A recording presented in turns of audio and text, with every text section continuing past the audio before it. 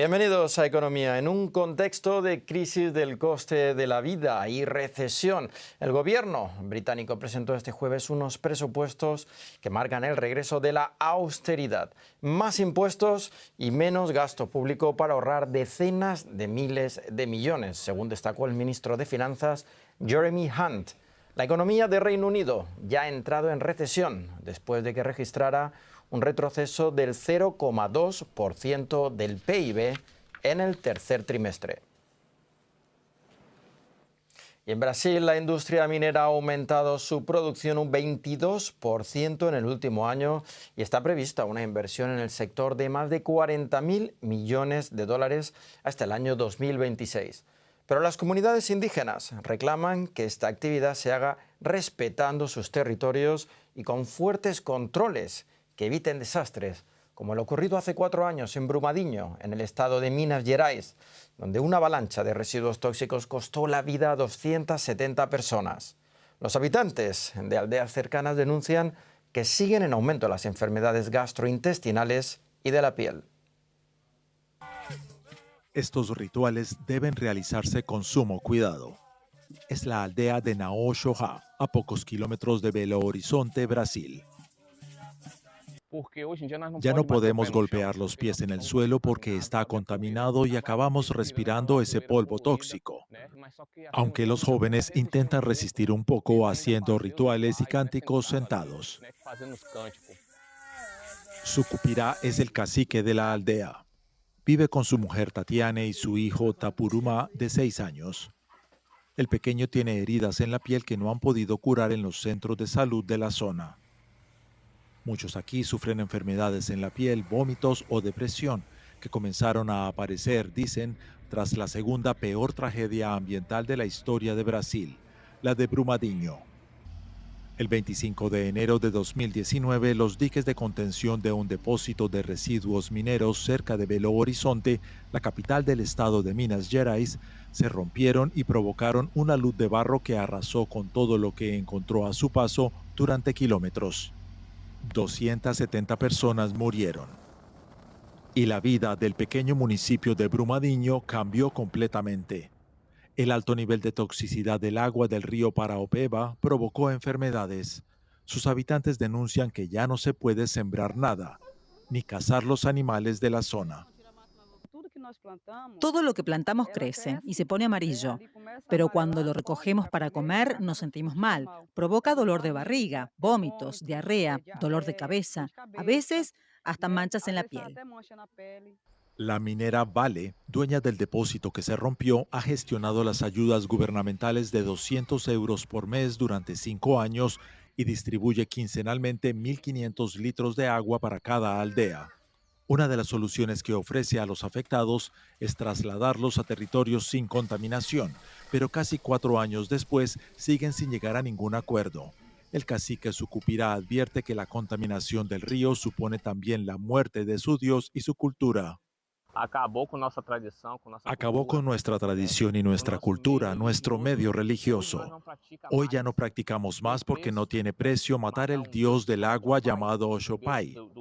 Ya no podemos celebrar la fiesta del agua que hacíamos cada año. Célia Chacribá, la primera indígena electa diputada federal de Brasil, denuncia el aumento de crímenes contra los pueblos indígenas y la contaminación de sus territorios por la minería y el agronegocio. En 2020 fueron 185 líderes indígenas asesinados por los conflictos ambientales por el avance agrario en Brasil, porque la guerra del siglo XXI es el territorio, porque está comprobado que la demarcación de los territorios indígenas reconocida por la ONU significa la solución número 1 para parar la crisis climática. Brasil es el país del mundo con más población indígena, cerca de 1 millón de personas de más de 300 etnias. Muchas aldeas, como la de Sucupira, esperan que el nuevo gobierno demarque sus territorios para poder mantener viva su cultura ancestral. Y para saber más sobre este tema hablamos ahora con Marcelo Silva de Sousa en Brasilia. Muchas gracias, Marcelo. Comentábamos al principio que se ha producido un aumento considerable de la producción minera en Brasil, a veces ilegal, por ejemplo, en el caso del oro, y un claro aumento de la inversión extranjera. ¿Qué es lo que ha cambiado, qué ha motivado este incremento?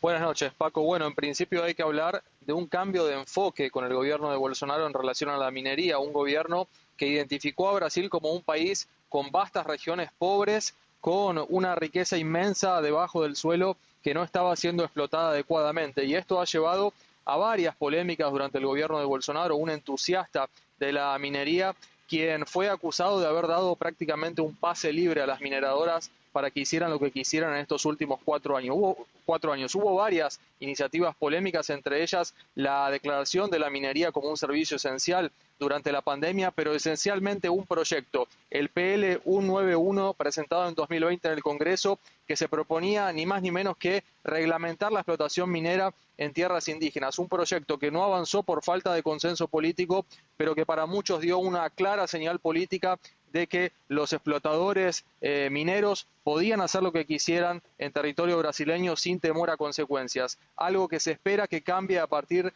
de la promesa de una legislación más firme con el gobierno entrante de Luis Ignacio Lula da Silva. En la COP27, el presidente electo Lula da Silva ha insistido en su compromiso con la preservación de la Amazonía. ¿De qué forma va a afrontar este espinoso tema en el que hay tanto interés económico en juego? ¿Es algo que puede lograr Brasil en solitario? Bueno, es un desafío muy complejo porque Lula asumirá un Brasil que registró un aumento de 75% en la deforestación de la Amazonía cuando se comparan los datos respecto a la última década. Un Lula que promete fortalecer los organismos de control ambiental que muchos dicen fueron debilitados tanto en personal como en presupuesto durante el gobierno de Bolsonaro, y un Lula que cuenta con el apoyo internacional, o al menos eso pretende, para combatir la deforestación, algo que plantea como un desafío colectivo, principalmente a través de 2 iniciativas. El Fondo Amazonía, financiado por los gobiernos de Noruega y Alemania, que está frenado. Hay más de 500 millones de dólares parados desde 2019 por divergencias con el gobierno de Bolsonaro.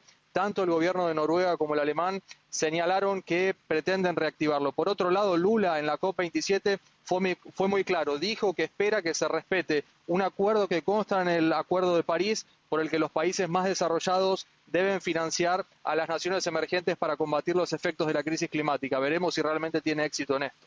Y brevemente, el equipo de Lula presentó anoche al Congreso un borrador de propuesta de enmienda constitucional que aumenta los gastos por fuera del presupuesto para financiar programas sociales en 2023. El mercado reaccionó muy mal, con preocupación por la dinámica futura del gasto público. ¿Con qué margen cuenta Lula esta vez para hacer las reformas sociales que desea, dado que la situación de la economía mundial es muy diferente que cuando asumió el gobierno por primera vez hace 20 años? Es muy difícil porque Lula contará con el mismo problema que otros gobiernos progresistas que fueron electos últimamente en la región. Cómo financiar programas sociales robustos con un escenario fiscal complicado y ante un escenario de posible recesión global el año próximo. Una propuesta que fue muy mal recibida y que algunos economistas más ortodoxos creen que el gobierno tendría que enfocarse en mostrar dónde pretende cortar gastos para financiar estos programas, porque si no, correrá el riesgo de que los mismos programas, la misma inversión social, sea evaporada en su efecto con un dólar más caro y en consecuencia una inflación más alta para los brasileños. Marcelo Silva de Sousa, muchas gracias por este análisis. Y en el marco de la COP27 que se celebra en Egipto, seguimos hablando de temas ambientales. Los aerogeneradores son de importante ayuda para acelerar la transición a la energía verde, pero debido a su diseño y a los efectos negativos a la biodiversidad, algunos críticos se oponen a su construcción. Un nuevo tipo de turbina sin aspas ofrece una solución desde España. Sombras centelleantes, infrasonidos, una trampa mortal para las aves. Algunos de los efectos negativos que esgrimen los que se oponen a los parques eólicos. Pero hay una alternativa, una turbina sin aspas en forma de poste. El viento genera electricidad solo a través de las vibraciones, casi en silencio. Un espectacular accidente inspiró esta tecnología, el desplome del puente de Tacoma en Estados Unidos en 1940, cuando el viento hizo colapsar la estructura. Con un túnel de viento doméstico, David Yáñez desarrolló sus primeros aerogeneradores alternativos. Entre medias, lo que ponemos es un alternador. Un alternador es un elemento que nos permite transformar el movimiento en electricidad. Y se trata simplemente de eso, una estructura esbelta, de sección circular, muy sencilla, sin engranajes, sin rodamientos, sin mecanismos, que transforma la energía del viento, la energía cinética del viento, en energía eléctrica. Suena sencillo, pero no lo fue. Los primeros años de Vortex fueron difíciles y el rendimiento escaso. Cuando uno busca en internet molinos sin palas, no existe, ¿no? Lo que quiero decir es que no había de dónde aprender más allá de los fundamentos más básicos. Pero con fondos gubernamentales y europeos, el equipo desarrolló un túnel de viento y una central eléctrica mayor. Tiene unos 2,5 metros de altura y genera 100 vatios de potencia. Podría servir como un apoyo para la generación de energía en una vivienda. Por ejemplo, imaginemos una casa unifamiliar con 2, 3, 4, 5 paneles solares que dispusiera de 1 o 2 equipos de estos, pues por lo menos de noche podríamos asegurar el consumo base de la vivienda con el apoyo eólico, ¿no? La ventaja decisiva de las turbinas sin aspas es que pueden ser instaladas en zonas pobladas, incluso en ciudades. Pero antes de la producción en masa, Vortex da un paso adelante. La empresa ha recibido un pedido de Arabia Saudí para versiones más grandes destinadas a Neom, la nueva ciudad en construcción en pleno desierto. En breve despacharán 4 de ellas. Sorprendentemente nos han ofrecido esta maravillosa oportunidad de poder hacer equipos de eso, de 7 y de 8 metros de altura y desde luego para nosotros es una gran oportunidad para aprender muchas cosas y seguir madurando la tecnología día a día. La producción en masa de las turbinas de tamaño medio comenzará una vez finalizados los grandes prototipos. A principios de 2023 podrían ya comercializarse. Y hasta aquí las noticias. Ya saben que pueden seguirnos en la web y en las redes sociales. Muchas gracias por acompañarnos.